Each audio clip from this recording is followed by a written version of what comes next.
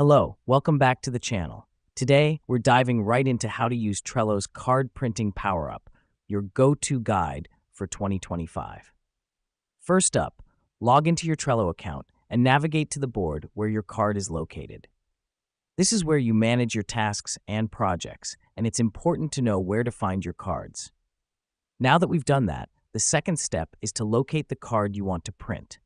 Click on that card to open it up. This lets us access the card's detailed view, which is essential for the printing process. Once you're in the card view, you'll see three dots on the right-hand side of the screen. Click on these dots to open up a drop-down menu. The reason we do this is that this menu contains the Print and Export option, your gateway to Trello's printing power. Next up, click on Print and Export, and then on Print. This will bring up a print preview of your card. Take a look at this preview to make sure everything is as you want it to be.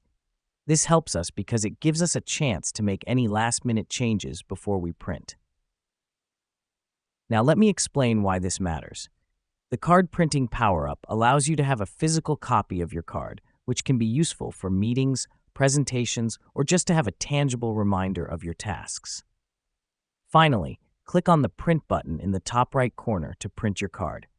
And there you go. You've now mastered Trello's card printing power-up.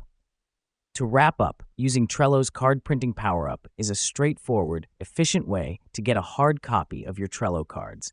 It's a great tool for enhancing your project management skills, and we hope this guide has made the process even easier for you.